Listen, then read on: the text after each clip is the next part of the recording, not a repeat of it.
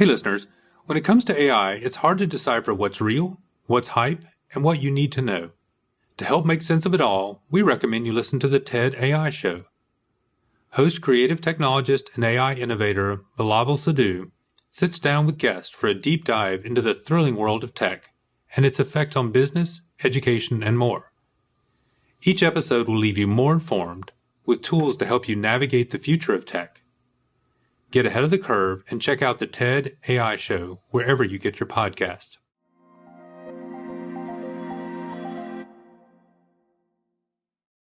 Stay tuned after today's episode as Shervin and I talk about the changing role of the CIO.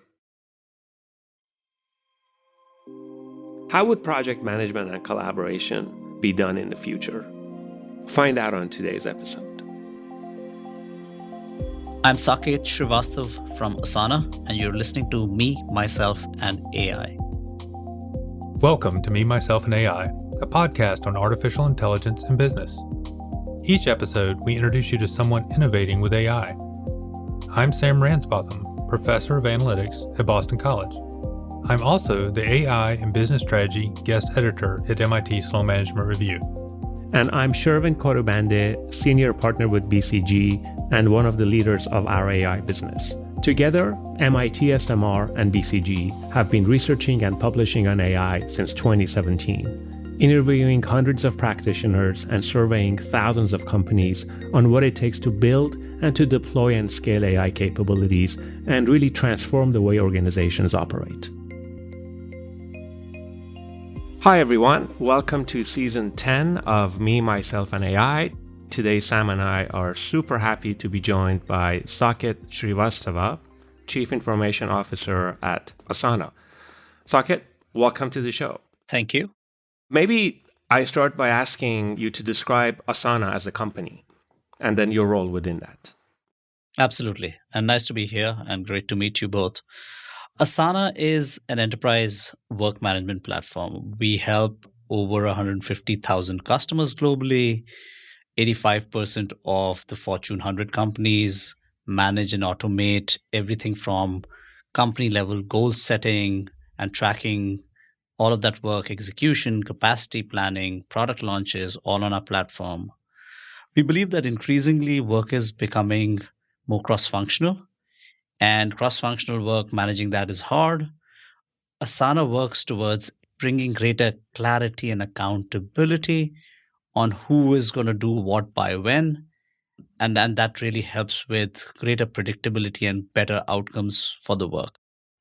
And then your role within that as a Chief Information Officer, I've got to believe AI plays a significant role in what you do and what Asana does.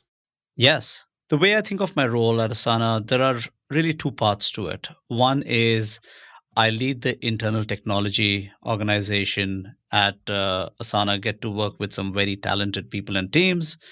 AI is a big charter of ours.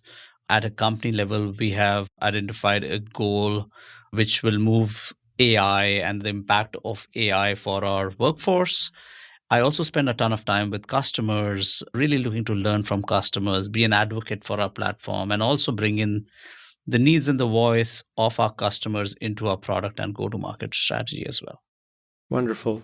So AI has been around at some scale at over a decade now, but I would imagine, particularly in the last couple of years with generative AI and all this sort of extra focus and buzz around it, what are you seeing in the marketplace and what is different now versus, let's say, 5 years ago?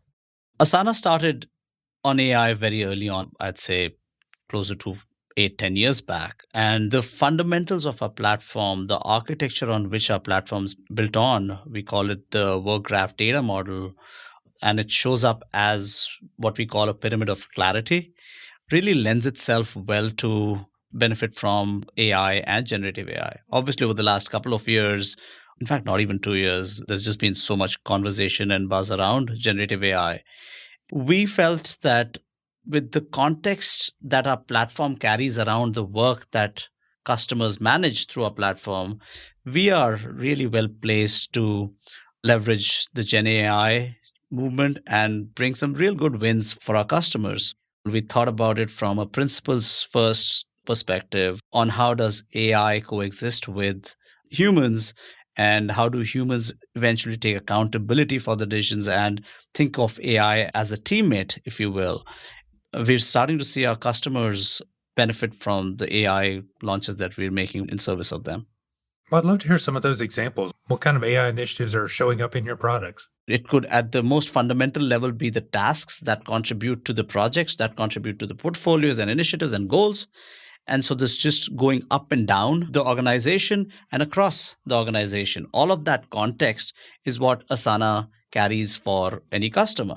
So with that context, think of AI as a program manager or a PMO person who's in charge of, say, writing status reports, and AI can automate all of that. Just imagine if you're a program manager spending a couple of hours a week on each program writing those status reports that no one ends up reading, perhaps. All of that is now automated, right? And then the AI can generate that for you, and then eventually the human takes a decision whether they want to modify it or they want to take it. That's just one example. Similarly, because we can track capacity management, we track all the important initiatives around that. Now, AI can also make recommendations on what are the risks that are ahead of us for the most important initiatives that we have. How are we best placed to resource a particular initiative to help make sure that that initiative is going to be successful? On top of that, we think of AI as AI teammates, which is really about how does AI get integrated into the core workflows of a company. Think of any function and the kind of core workflows that they utilize, and how can AI not just assist, but also take action on behalf of humans in those core workflows. So those are some of the things that we've done around our product from an AI perspective. Hey, listeners. When it comes to AI, it's hard to decipher what's real, what's hype, and what you need to know. To help make sense of it all, we recommend you listen to the TED AI Show. Host creative technologist and AI innovator Bilaval Sadhu sits down with guests for a deep dive into the thrilling world of tech and its effect on business, education, and more. Each episode will leave you more informed with tools to help you navigate the future of tech. Get ahead of the curve and check out the TED AI Show wherever you get your podcasts.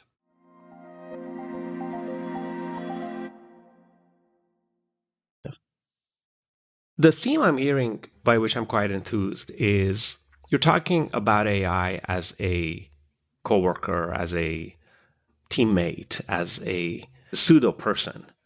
And you're talking about it taking a fair amount of not just predictive work, which is what AI used to do and it still does quite well, but really cognitive work. And, Sam, contrasting this with how this conversation would have gone 2-3 years ago is we would have gone right down the graphs. We have a lot of data. It's so much for any human to be able to understand it. We need to predict who will do what, when, etc. And I'm not saying those kinds of problems have gone away. I mean, they're quite relevant, and we need to calculate risks and probabilities and propensities and all that kind of stuff, which predictive AI does well. But this notion of AI, not just as a tool to optimize, but as a coworker, as a pseudo entity with which you can have conversations and adapt and get recommendations and maybe even clarity, as you were talking about, that's actually, I think, is quite refreshing. And, Sam, we talked about this, I would say, in 22, back with our report back then, where we were just suggesting that organizations should think of AI in terms of the roles it would play, not just what it would automate and how fast, but, maybe AI as an illuminator or as a recommender. And it's really refreshing to see how generative AI is making that possible, that AI is not just an optimizer, but also a coworker. That's so true, right? We've got a think tank, we call it Work Innovation Lab. It's a think tank that brings industry and academia together, and academia from Stanford, Harvard, NCR, these top universities across the globe, and institutions like Anthropic and OpenAI.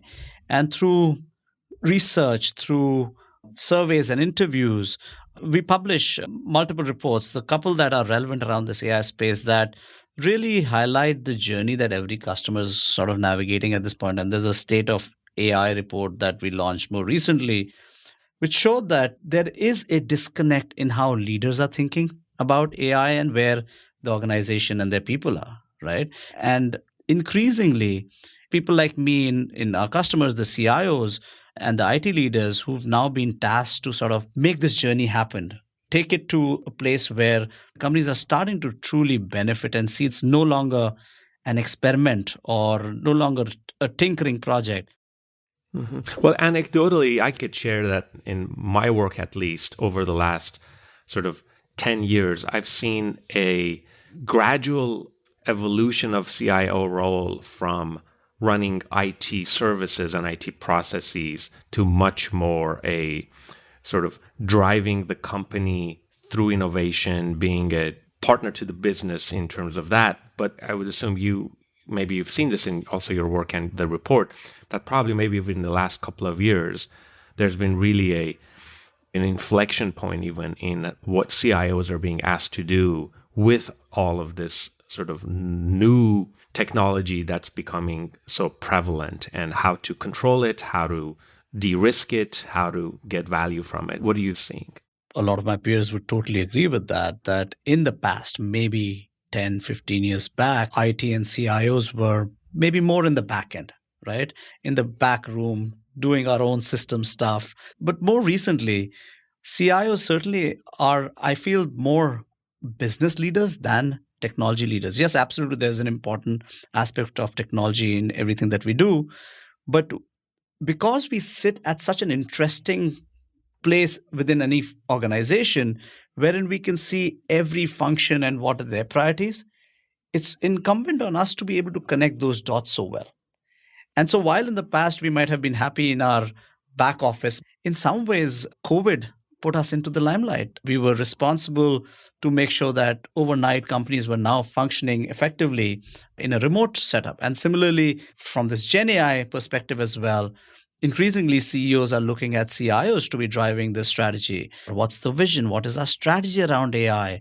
And how do we sort of go on this path? And there's no other function than the CIO function to kind of drive this change. Yeah, Shervin, in our research 3 years ago, we found that people who organized AI functions underneath the CIO tend to underperform places that organized at a higher level. We should ask that question again, because I bet what you're saying is that some of that has changed over those years.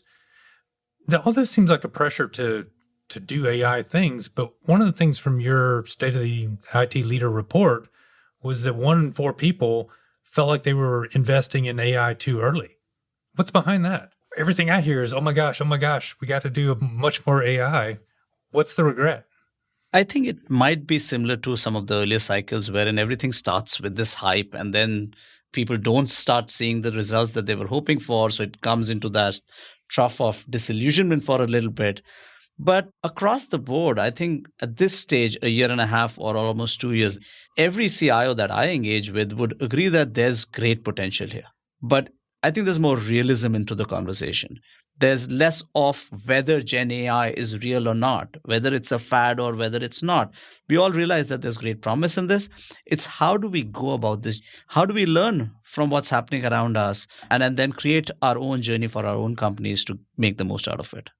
Yeah, and I think also part of this, and maybe part of that 25% that are saying maybe we went too soon and too fast, is the fact that this journey that you're talking about, Saket, is not just a technology journey, right? I mean, Organizations have to change and have to adapt, and roles have to change. And going back to your comment earlier about, AI as a teammate and a coworker, I think that's the big change, right? Whereas in the past, if AI is going to be able to do risk scoring better or propensity calculations better or personalization of offers and optimization, those kinds of things better, then that is super precise prediction or optimization that basically allows better decision making and does that which humans cannot do effectively. Now you're talking about AI and Gen AI as a teammate and a coworker, which means I have a new apprentice next to me and I have to work with it. And if I work well with it, then my job will improve and the apprentice's job will improve too. Yeah, Sam, this actually reminds me of our work back in 2019, which we talked about the producers of AI and the consumers of AI, right? And so the point back then was, look, part of the reason why, I mean, this is 5 years ago, right? But like part of the reason companies aren't getting value is because the production and the consumption are not aligned, because like people make tools and then the consumption of it requires a fair amount of process re-engineering and training and change, and it doesn't happen. Back then, that consumption wasn't being done en masse. That consumption was by few people in the organization, super users, the inventory management group, or like the pricing team, but it wasn't every employee. And I think what Saket is saying is, in today's paradigm, it is actually most employees. They will have some version of AI in their day-to-day life, whether it is to improve their own proficiency and effectiveness or productivity on their daily activities, or even to come up with new ideas and innovation. You said that there's a gap between like the ambition and reality. I would imagine that's also a cause for inaction, or maybe some level of paralysis as to like, well, what are we going to do about all this? And that's where I think leadership has such an important role to play, to guide direction and show the path, right? We certainly believe that the future is about people who will succeed are people who are investing in learning AI as well. You can't just live under a rock and feel that this is something that's just going to pass by. For you to be relevant, you've got to know how this generational transformation and movement around Gen AI, how can this be relevant to the work that you do? How can this make you focus on things that are mundane and rote and repetitive that you can have an AI teammate do on your behalf, whereas you can spend your time being more strategic, more thoughtful, building relationships and guiding AI to do the heavy lifting of the work as well. You can be a platform where you're taking large sets of data and then passing it to LLMs and it's just giving you general advice. Or when you think of a platform like Asana, which carries all the organizational context of work, it knows what are your priorities, it knows what are your resources, it knows what's the work and how people interact with each other. And when you have all of that context, the recommendations obviously that's coming back, or the actions that AI is going to take on your behalf, are going to be a lot more compelling as well. Shervin, I like the idea you bringing up that in 2019 we thought about this consumption production. But I think one thing that Saket's talking about is the diversity in the people consuming. This survey was about trying to understand where individual people are. And, if I look back on what we did before, maybe we were too broad in saying, oh yeah, there's production and consumption, when in fact there's lots of different types of consumption going on. And it looks like the work that you're doing, Saket, is getting at where people are and where they need to be, and understanding that that's, different for all sorts of people. Maybe just switch a little bit here. Go back in my life. I used to work for the Atomic Energy Agency, and we wanted to share information about how people screwed up nuclear reactors so that everybody wouldn't screw them up. This is a long-winded way of saying you have other CIOs that you're working with. And second, one of the things I thought was most interesting about your story was how active you were in trying to work with other people and understand how other CIOs are learning, doing things right, doing things wrong. Tell us more about that. How does that work? Yeah, the CIO community is such a blessing for, I think, every CIO. It's a very tight-knit community. This is where we truly learn. This is where we learn without having to do everything and fail ourselves, right? You learn from others' experiences. Whether we're across different industries, different sizes, there's a lot of similarity in the kind of problems and challenges as well, right? It's a community of peers who are always willing to share, because when you share, you learn through that as well. So whether it's talking about what are some of the new platforms that people are looking at, what have been their experiences, it's a great way to learn and then bring those learnings into your organization so that your journey is just more impactful and you're not having to go through the same gotchas and failures that some of the other people have. So I certainly tap into that a ton, hopefully contribute enough for others to benefit from it as well. But that certainly is a blessing in my opinion. In some sense, that's, I think, what we think about this show as. That Shervin and I think about, hey, what would everybody like to know? What are some people doing that other people can learn from? And it sounds like your CIO community is doing a lot of that. Oh, absolutely. And this is one of the Things that I personally do a lot, listen to a lot of podcasts, because yes, there's some communities that we have in our own geographies wherein people actually still meet and talk through these problems. But yeah, listening to podcasts and learning from others is absolutely the way to go. There's just so much richness there. I wanted to ask you your opinion. What do you think is the reason for the gap you talked about in the early part of the conversation, right? The gap between sort of ambition, aspiration, and reality. Like, what's fundamental about that gap? I think in some ways it's sort of expected. It's a new technology, not fully understood. There's some nervousness around what would this mean for individuals and people as well. So while leadership sees this as a strong enabler of growth, there are individuals who might feel that their work might get impacted as well through this. So that's wherein having leadership lean in is just so much more important than letting people just do their own thing. So that's when I feel that having a strategy and a vision and a roadmap set by leadership and bring in the voice of your employees and your functions. And it can't just be a technology movement. It's a company movement wherein you can really unleash this power when you're bringing the technology and the business and functions all together and co-creating this roadmap on what's the most impactful thing for the company.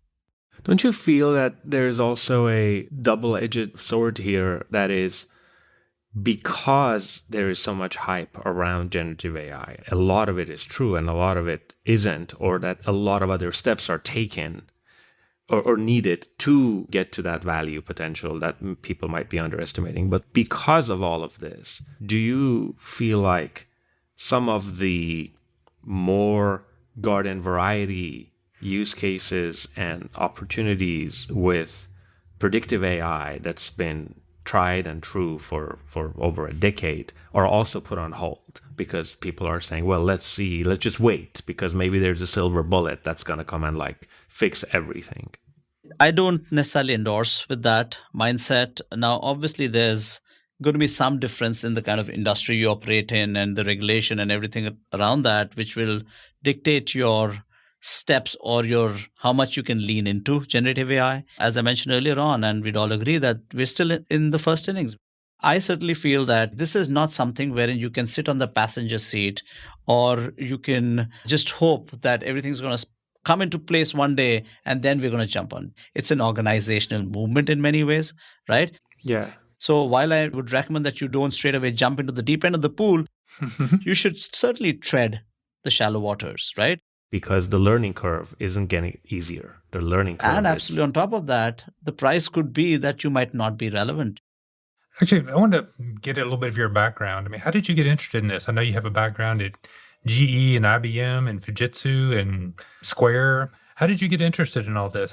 My journey was pretty straightforward. I did my undergrad and postgrad in computer science, started working in technology, started with maybe more services, and then at some point in time pivoted to the enterprise side of IT. One thing that kept disturbing me in my early days was how back end was IT operating in, where IT was only being called upon when things were broken or not working. To me, it felt we were doing some very important stuff. That acknowledgement of our work was certainly not there. I think you'll all, perhaps it would resonate with you. The only times we were called upon was when there was some shipment had gotten missing or finance was not able to close their books or things around that, right? Networks down and stuff like that. CrowdStrike, as it happened. Yeah, right? It's interesting you're saying this in the context. We're recording right this in the middle of the CrowdStrike mess. Exactly. So that gave me a lot of concern. Felt that I needed to be closer to the business. And that took me through an MBA program, not necessarily saying that anyone and everyone needs to do that. But for me, it was certainly important because that gave me a better appreciation for what the business is solving for. How could I, in my role, then connect the dots better across all of those business, be looked at as a business leader who is able to guide and advise on strategy? Then you have things that come in your way, especially with generative AI, where the business is really looking at the CIO and the IT leadership to guide the way. There's just so much noise that someone needs to guide through that noise for the rest of the organization. Saket, we'd like to end our episodes with a series of rapid fire questions. So these are intended to be just the first thing that comes to your mind. You can answer quickly. Short answers are fine. Preferred even. Okay. What do you see as the biggest opportunity for AI right now? To really make it more mainstream, have it become that teammate that we're talking about, be someone that a human can naturally look at as a teammate and lean on for advice and for action. What's the biggest misconception that people have about AI? That's going to solve our problems. Wait, it's not? And we're going to be drinking beer and Watching the machines work? watching machines work. What was the first career you wanted? Interestingly, doctor. I want to be a doctor. I don't know why now, but I would have probably sucked at it. But I thought I wanted to be a doctor. Maybe it was my parents thinking that I wanted to be a doctor. When do we have too much AI? I think we've gone past that hype cycle when everything seemed to be. There's a little bit of fatigue in my world of everyone just talking about AI. I think we've gone past it. It's what AI can do in service of humans is what I think where we are at this stage. What's one thing you wish that AI could do that it can't currently do? More peace and more balance for humans. It certainly feels in my world, and I live in San Francisco Bay Area in the heart of Silicon Valley, that we're all working real hard and doing some great work, yet it's day after day just work, work, work. How do we sort of find that balance? And that's the promise of AI. That's the most interesting piece, right? That AI can do things for you. And then, yeah, hopefully you don't just completely don't do anything, but do things that matter and use AI as a teammate, as an advisor, and make your lives better.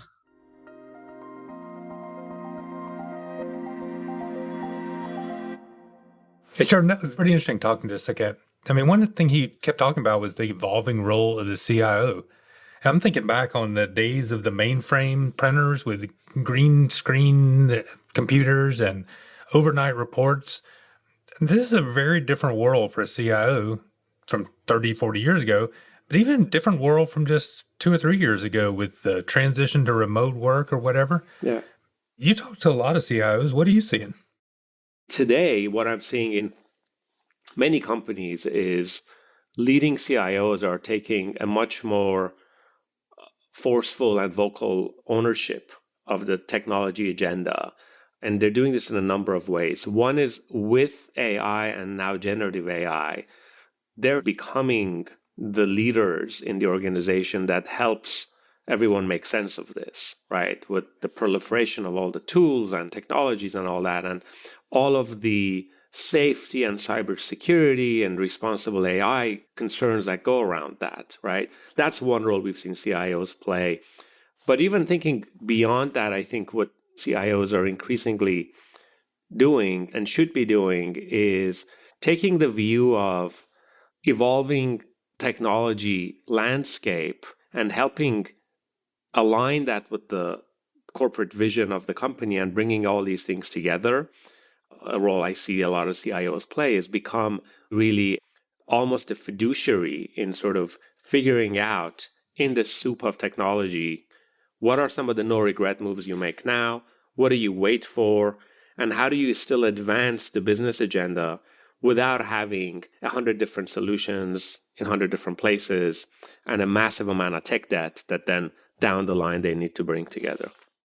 Yeah, that seems like a huge problem because, and I think we see that with the advent of generative too, that everybody's looking to do something quickly. It's changing quickly. And if you're not careful, you get a dozen different standards that evolve over the last 2 years. And then suddenly you've got dozens of standards out there. And that's not a standard. Yeah, that's for sure. The other thing that resonated with me was how they're using AI and this notion of, he called it a teammate in the context of the platform, and how AI and generative AI are working to take a fair amount of thinking and cognitive work load away from humans, right? Because when I think about AI 10 years ago, 5 years ago, even when we wrote our first paper together back in 2019, it was a tool. It was a tool that would predict better or optimize better and do things that humans could not do, right? I mean, the argument was billions of data points, all this complexity, all these variables. Too much for people. How in the world is a human able to do that? Enter AI, it can do it. That's still going on, and that's still very valuable. We're now talking about, and that's what Saket was talking about, and we're seeing this theme come up in a lot of our conversations, is that, look, AI is actually beginning to do that which humans are doing as well or sometimes better. And that is some things with reasoning, some things with scheduling and organizing, some things with just cognitive functions in terms of writing and summarizing and editing and those kinds of things. And of course, that's great. It's still a tool, but the profound implications on workforce, right? If you think about it, like 3, 4, 5 years from now, what skills are you going to need to hire? How many and for what kind of roles? And how would those roles evolve? I think that's a profound decision that many companies are beginning to tackle, and across all functions, right? Like whether it's customer servicing or marketing or underwriting or whatever, it's of course a question of, okay, how can AI help you do stuff better and with more accuracy and more efficiency? But then if you fast forward 3, 4, 5 years from now, there is no future where generative AI is not playing a very significant role in all of those functions. So then who do you hire? How many? In what roles? And how does the nature of work change? Next time, we'll speak with Alessandra Sala, Senior Director of Artificial Intelligence and Data Science at Shutterstock. Please join us. Thanks for listening to Me, Myself, and AI. We believe, like you, that the conversation about AI implementation doesn't start and stop with this podcast. That's why we've created a group on LinkedIn specifically for listeners like you. It's called AI for Leaders. And if you join us, you can chat with show creators and hosts, ask your own questions, share your insights, and gain access to valuable resources about AI implementation from MIT SMR and BCG. You can access it by visiting mitsmr.com/AI for Leaders. We'll put that link in the show notes, and we hope to see you there.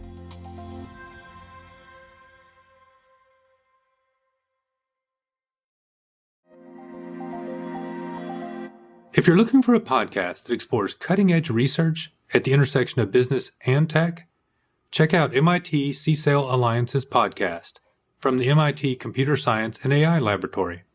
They offer an understandable view of what's around the corner, from how to spot AI hype to what keeps cybersecurity experts awake at night. Subscribe to the MIT CSAIL Alliance's podcast and stay ahead of the curve.